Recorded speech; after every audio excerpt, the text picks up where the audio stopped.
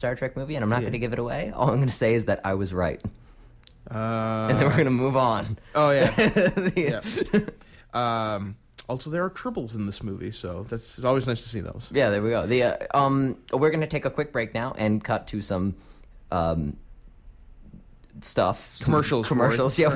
Yeah, I've been trying to get commercial break into my vernacular over here. All right, so we'll be back with you in just a minute. Reboot will be back after. Is this the sound of a car being driven by an impaired driver? You don't know. The police don't know. Until this happens. At Mad Canada, we work to stop road crashes caused by impaired driving. And when tragedy strikes, we work to comfort and assist the victims. Support Mad Canada's work because the pain never stops. Change for the better. Mad Canada, helping the victim, stopping the crime. Real time. Real audio. Real radio. www.mun.ca/CHMR.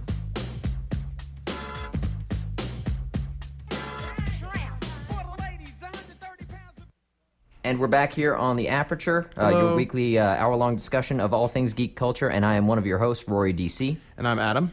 And today I think, sort of the topic we set out for today, hopefully we stay on topic. That's one of the things on Converse, we have a lot of trouble with staying on topic. We always go off on tangents about SpongeBob or gummy worms and stuff like that. And so hopefully we'll manage to stay on topic. Philosophy. Yeah, well, that's true. So bear with us while we try to remember what our topic was. Yes, Valve Corporation. That was our intended topic for the day, and sort of how they've changed gaming over the years, particularly PC gaming. But I think that's transferred over to consoles a lot more than some people would realize. Yeah, it definitely has. So, if you're wondering what Valve is a video game publishing and development company, because they publish their own games, don't they? Yes. Yeah. They're a interesting story behind that, by the way. Remind me about that. Yeah. They're a video game developer and publisher, and they're one of the most successful, and in my opinion, they're probably the most important video game developers and video game companies in the PC world, just for all the stuff that they did, not just for the games they created. They've created such exceedingly popular games as Half-Life, Counter-Strike, Portal, Team Fortress 2, and the Left 4 Dead series. And Day of Defeat. Thank you.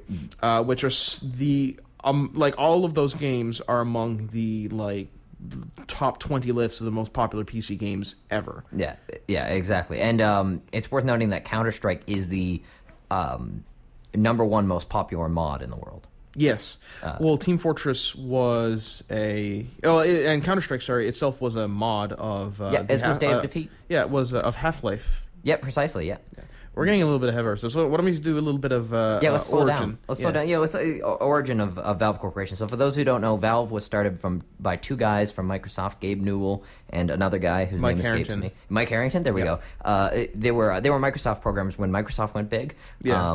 Which of course made everybody millions of dollars at the time, because Microsoft went from a nobody company to an everybody company. Yeah. And they used their fortune to start a game company, something they knew nothing about because they were OS guys for years. Yeah, go ahead. I will also point out that Gabe Newell, he fell in love with gaming. He'd always been a gamer, but when he played the first-person shooter game Doom, which very, very old game, very classic game, he decided that video games are the future of the entertainment industry. And it's never been I haven't found any information on it, but I presume that that's why he wanted to make a video game developing company, is because because Doom made him realize that video games were going to be the future of entertainment. Oh yeah, he was definitely inspired by Doom, but of course they didn't know how to make a video game. Because, OS guys, who make functional software aren't really familiar with that sort of thing. But they were able to meet with, a friend of a friend, and they got started on their company. And they got started on Half-Life first, right? Yes. And they couldn't get someone to publish it, because no one wanted to take the risk on these new programmers. Yeah. And they also thought that Half-Life was, and to be fairly right, it was way too ambitious of a game for newbie programmers, and it was. Precisely. This was, at the time, it was using an engine. It was using the Quake 2 engine. Yep. And they were the first people to use the Quake 2 engine and give the characters in skeletal animation, so it looks like they were actual real people and not cardboard or like rubbery Yeah, people. exactly, So yeah. and so they were like, yeah, you can't do this because there's no way that two newbies can do this if experienced people who worked on Quake, which was a big game at the time, Yep. can't do it. Yeah, no, precisely. But eventually they did find a publisher who was willing. That was seemed to be going well for a while until it was super successful at E3 at the time. By the way, this Valve was created in 1996, and Yes. Half-Life came out in 1998. True. Yes, it was supposed to come out a year earlier, of course. Yeah. Just after the E3. Yeah. But they couldn't do that. They were like, okay, we need to delay the release date because Valve was one of those companies. See, for those out there like who've never worked through a programming project. Oftentimes, from the course of starting to finishing the programming project, you've learned a lot of new stuff. Yeah. So then you can redo your project with all that new stuff, and that's what they wanted to do. Publisher did not like that because, publishers, they want to get the product out there and they want to make the money. That's the deal. And so they split off, and then, but thankfully, Gabe Newell and his friend used to work for Microsoft, so they had a lot of money. Yes. So they were able to delve into their own, personal funds. To finally create Half-Life, which turned out to be just as amazing as everyone expected it to be. It's been, and for those of you who are wondering how amazing it is, it's been routinely voted the best PC game and one of the best video games of all time. Like, quite regularly, it's on that list of top 10 greatest video games ever made. Yeah, for good reason. And that was their first game. Their very first game. That's amazing. Yeah, it really is incredible. It's almost unbelievable, really. Yeah. That they managed to do that. And not only that, but then they managed to trump themselves with the release, with not only the release of a super, almost mega popular first-person shooter franchise, Counter-Strike, but they also, which is still insanely popular, but they also released probably the most popular digital distribution and program software out there, which is Steam, and we'll talk more about Steam in a little bit. But that has, to my mind, shaped the PC gaming in more ways than their actual games have. Although their games have shaped it a lot. Yeah, and I think a lot of it too is the way Valve runs their company, because Valve is open to the concept of modding. Because a lot of their programmers came from the modding world. Yeah. And so when people mod a game, that's why Valve releases mods and they're successful. I mean, the fact of the matter is that... Should we explain what mods are?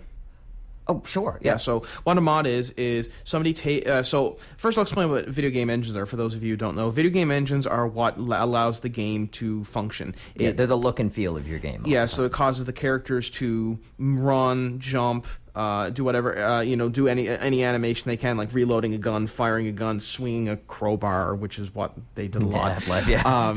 It allows the enemies to know how to attack you, when to attack, how to run away. It allows like things in the environment, like it causes the lights to come on or dim or things. So it's basically it's the same. It's the equivalent of the engine of a car, which is why it's called an engine. It allows the video game to function.